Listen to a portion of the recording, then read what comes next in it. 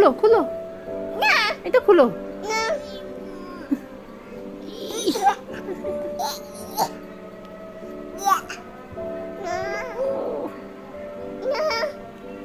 আসসালামু আলাইকুম, স্বাগতম সবাইকে dish and diary with Ubadas family ব্লগে। আশা করছি যারা যারা ভিডিওটি দেখছেন তারা সবাই আল্লাহর রহমতে ভালো আছেন।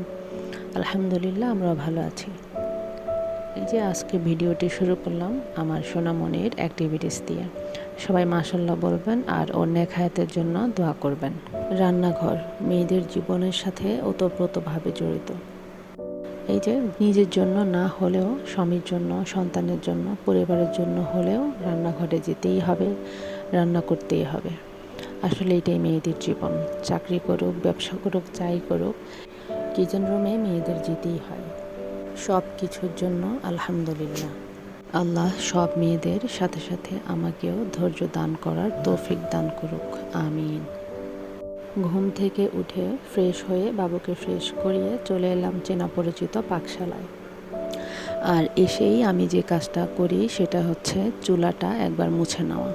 চুলার আশেপাশে নিচে মুছে নিলে পার্সোনালি আমার ভালো লাগে। যদিও কোনো দিন আগেই চুলায় কিছু বসিয়ে দেওয়া হয়, তারপরেও আমি চেষ্টা করি পাশ থেকে মুছে আনার। এতে করে কাটা সবজি যদি আশেপাশে পড়েও যায় তাহলে চট করে তুলে পাতিলে আবার দিয়ে দেওয়া যায়।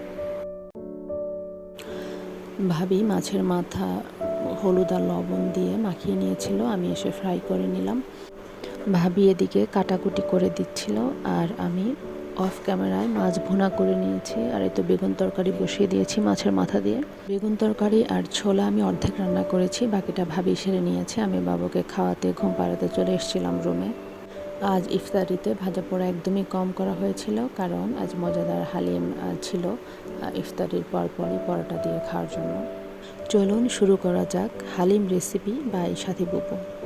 প্রথমেই তেলের মধ্যে মুরগির মাংস দিয়ে হলুদ আর মরিচ দিয়ে একটু ভাজা ভাজা করে নেবে।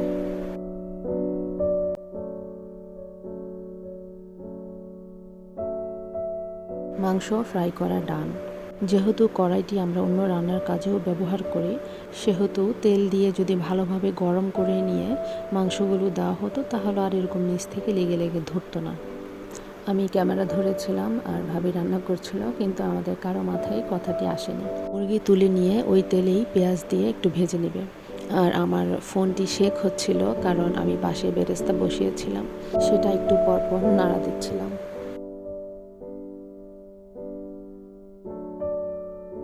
এখন কড়াইয়ের নিচে লেগে যাওয়াগুলো যেন আর না পড়ে যায়, সেজন্য একটু পানি দিয়ে দিয়েছে যেন ওইগুলো আস্তে আস্তে উঠে যায়।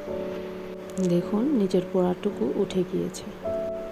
এখন রসুন বাটা, আদা বাটা, হলুদ গুঁড়া, জিরা গুঁড়া, ধনিয়া গুঁড়া দিয়ে ভালোভাবে মশলাটুকুকে কষিয়ে নিতে হবে। আর মশলা যত কষানো হয় তত রান্নার স্বাদ বেড়ে যায়। মুরগিতে যেহেতু লবণ দেয়নি, তাই এখন পরিমাণ মতো কিছু লবণ দিয়ে দিল। মশলা যেন নিচে না লেগে যায় তাই একটু পানিও দিয়ে দিল। রাঁধুনি হালিম মিক্সের প্যাকেটে যে মশলা থাকে সেখান থেকে কিছুটা মশলা দিয়ে কষিয়ে নিতে হবে। পুরোটা এখন দিব না, পরে দিব, আপনারা দেখতে থাকুন। মশলা কষানো হয়ে গিয়েছে, এখন ভেজে রাখা মুরগি ঢেলে মশলার সাথে ভালোভাবে মিশিয়ে নিতে হবে। একটু পানি দিয়ে দিলেও যেন নিচ থেকে লেগে না যায়। এখন 1 ঘন্টা আগে গরম পানিতে ভিজিয়ে রাখা হালিম মিক্সের ডাল দিয়ে দেওয়া হলো। ভালোভাবে মিশিয়ে একটু জাল করে নিতে হবে। খেয়াল রাখতে হবে নিচে যেন না ধরে যায়। এখন পরিমাণ মতো গরম পানি দিয়ে আবারও ভালোভাবে মিক্স করে নিতে হবে।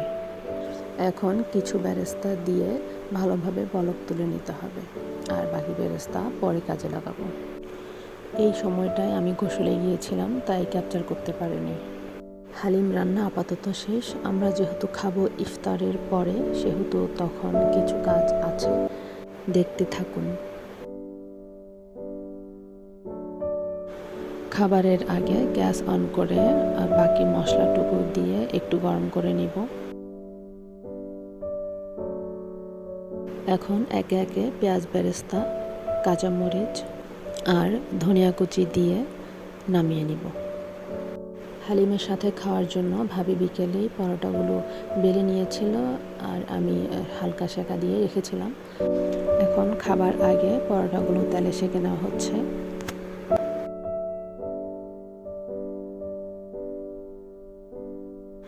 রুটি সেঁকা কমপ্লিট, এখন খাওয়ার পালা। সত্যি হালিমটা খেতে অসাধারণ ছিল।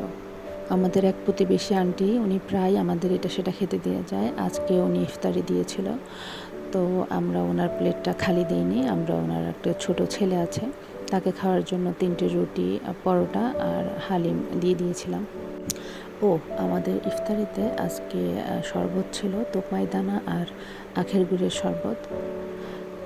ভালো থাকবেন সবাই। ভিডিওটি যদি ভালো লেগে থাকে লাইক করবেন, কমেন্ট করবেন, সাবস্ক্রাইব করবেন। আল্লাহ হাফেজ। আসসালামু আলাইকুম।